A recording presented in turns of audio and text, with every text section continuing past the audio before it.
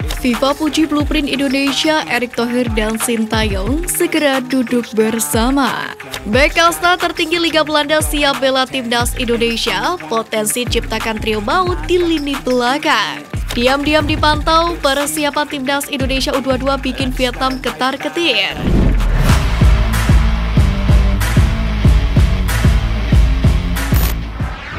FIFA puji blueprint Indonesia, Erick Thohir dan Sintayong segera duduk bersama. Ketua Umum PSSI Erick Thohir akhirnya mendarat kembali di Indonesia setelah berhasil melunakkan hati Presiden FIFA Gianni Infantino di Paris, Prancis, yakni guna terhindar dari sanksi berat atas batalnya Piala Dunia U20 2023.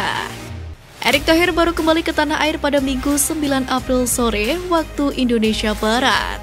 Sementara itu, menanggapi sanksi pembekuan FIFA Forward, Erick Thohir pun mengaku bagi PSSI merupakan sebuah hukuman berat karena menyangkut pengadaan 4 training camp di IKN. Erick Thohir menyebut selama ini PSSI memang aktif mencari pendanaan dan ketika ini dibekukan, menurut Menteri BUMN itu telah terjadi masalah. Hanya saja, memang untuk sepak bola Indonesia secara keseluruhan cukup ringan. Di sisi lain, FIFA memuji blueprint Garuda Emas yang dibawa Erick Thohir.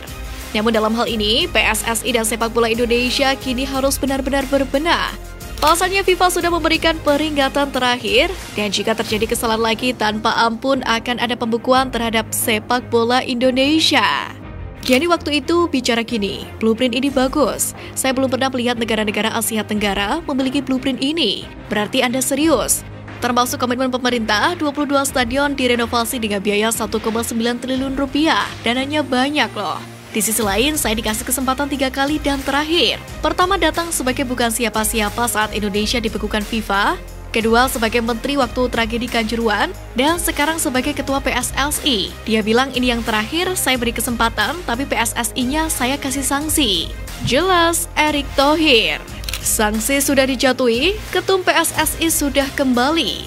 Kini menyisakan pertanyaan mengenai nasib Coach Sintayong di timnas Indonesia. Karena seperti yang kita tahu kontraknya akan habis pada tahun ini dan belum ada laporan bahwa Sintayong menerima proposal baru untuk melatih timnas Indonesia. Menanggapi ini, Erick Thohir lantas menuturkan bahwa salah satu tugas Sintayong adalah mempersiapkan timnas U20 Indonesia di pentas Piala Dunia U20 2023. Akan tetapi Piala Dunia U20 2023 telah bergulir di Indonesia seusai muncul keputusan FIFA pada Rabu 29 Maret lalu. Oleh sebab itu, Erick Thohir ingin membuka komunikasi dengan Sintayong soal targetnya bersama timnas Indonesia. Apalagi, timnas Indonesia bakal bertanding di Piala Asia 2023 yang berlangsung di Qatar mulai 16 Juni hingga 16 Juli mendatang. Itu pun lalu mengungkapkan bahwa dirinya cukup puas dengan kepemimpinan Sintayong di timnas Indonesia. Meski begitu, Erick Thohir memiliki keinginan agar Sintayong dapat membawa timnas Indonesia menuju kesuksesan yang lebih besar.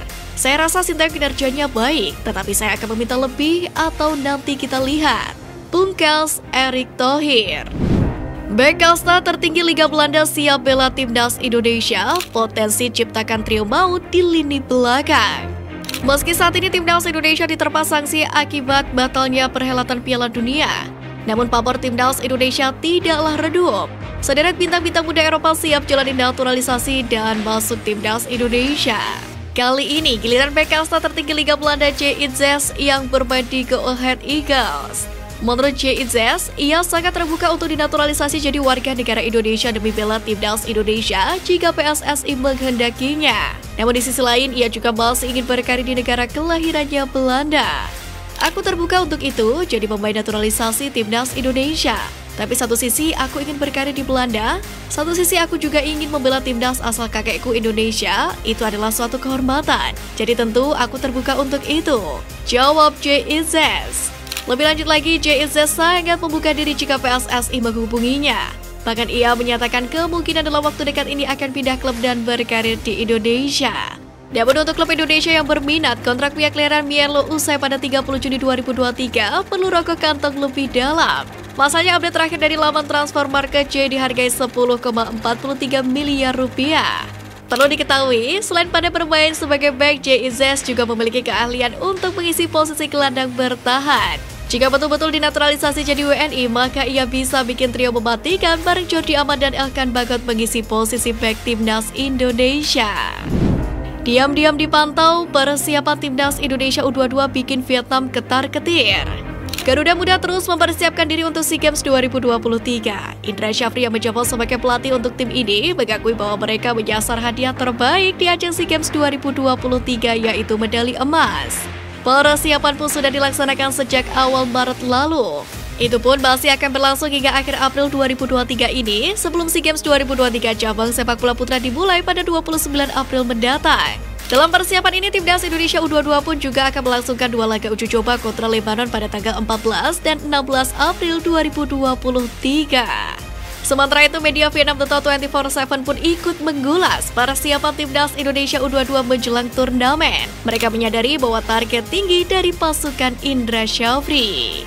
Timnas Indonesia U22 menggelar latihan taktis hampir sebulan sebelumnya untuk mempersiapkan tujuan merebut medali emas di SEA Games 2023. Demikian pernyataan media The 24/7 tersebut.